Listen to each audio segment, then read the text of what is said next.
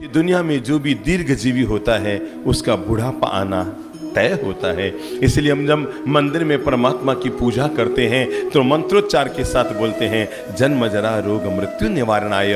मैं केवल जन्म और मृत्यु के निवारण के लिए नहीं, अपितु तो बूढ़ापे से भी छुटकारा पाने के लिए अपने जीवन में आपकी आराधना कर रहा हूं। हमारा जीवन तो सूरज की तरह गतिशील है।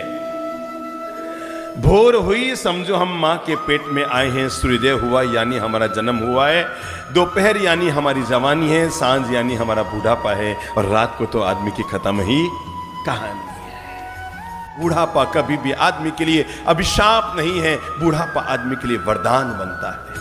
एक अनुभवों की पोटली आदमी अपनी जिंदगी में बूढ़ापे को लेकर आता है। इसलिए बचपन से ज्यादा मूल्यवान जवानी हो जाती है, और जवानी से भी ज्यादा मूल्यवान आदमी का बूढ़ापा हो जाता है। बचपन ज्ञानार्जन के लिए है, बोल लो, बचपन ज्ञानार्जन के लिए है, जवानी धनार्जन के लिए है।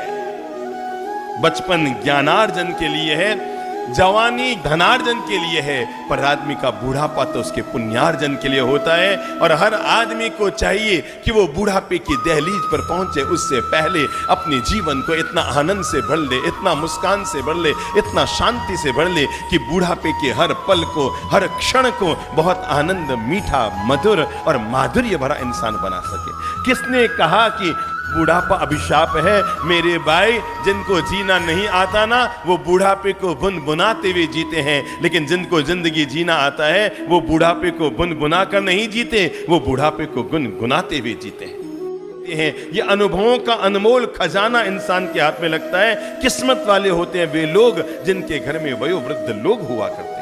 उम्र वाले लोग किस्मत वाले घरों में होते हैं। बाकी बीवी बच्चे तो हर आदमी के पास होते हैं। तुम्हारे पास तुम्हारी पत्नी है, ये तुम्हारा पसंद है, लेकिन तुम्हारे पास तुम्हारे माँ बाप है, ये तुम्हारा पुण्य है।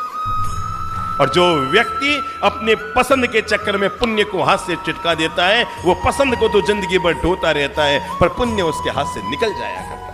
इसलिए वयोवृद्ध लोगों का घर में होना घर का सौभाग्य है, वयोवृद्ध लोगों का परिवार में होना परिवार का सौभाग्य है, वयोवृद्ध लोगों का हमारी जिंदगी में साथ होना यह हमारे जीवन का सौभाग्य है। पर मैं कहूंगा हर व्यक्ति को जवानी में ही अपने बूढ़ापे की तैयारी कर लेनी चाहिए। 21 साल के हो जाओ तो शादी की तैयारी करो भले ही, पर जब 61 साल के हो जाओ तो उसके बाद शांति की तैयारी शुरू कर दो।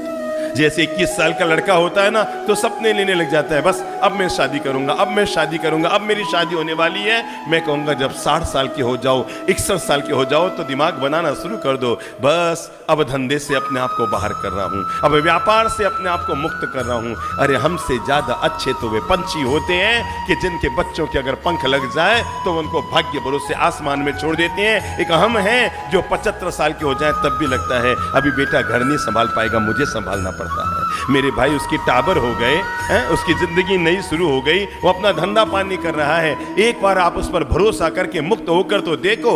जिस दिन 21 साल के हो जाओ भले ही शादी की तैयारी करो, पर जिस दिन 61 साल के हो जाओ उसके बाद अपनी शांति की, अपनी मुक्ति की, अपनी आत्म आराधना की तैयारी शुरू कर दो। आदमी को 2 बार घर से निकलना चाहिए।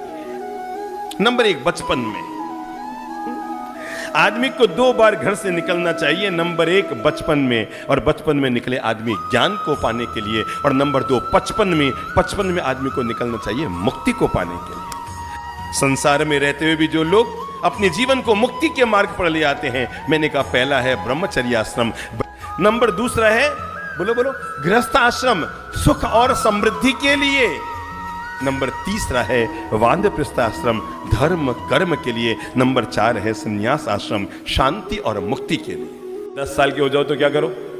माँ की उंगली छोड़ दो, अपने पांव पे चलो ना, अब क्या गोद में चढ़ना है। और जब 20 साल के हो जाओ तो खिलौनों से खेलना छोड़ दो, 30 साल के हो जाओ तो आंख मारना छोड़ दो, 40 साल के हो जाओ तो बोलो बोलो बोलो बोलो हैं, होटल में खाना खाना छोड़ दो, 50 साल के हो जाओ तो रात्रि भोजन छोड़ दो, 60 साल के हो जाओ तो व्यापार से ज्यादा माथाफोड़ी कम कर दो, 70 साल के हो जाओ तो एकाकी जीवन जीना शुरू कर दो। हाँ, जब 80 साल की जिंदगी में हो जाओ तो एक नया काम करना शुरू कर दो, और वो है गरिष्ठ भोजन, दाल बाटी चूरमा माल मिठाई, ये मलिंदा खाना बंद कर दो, खाया पिया हजम नहीं होता। और जब 100 साल के हो जाओ तो प्लीज शरीर को छोड़ दो, खुश रहो।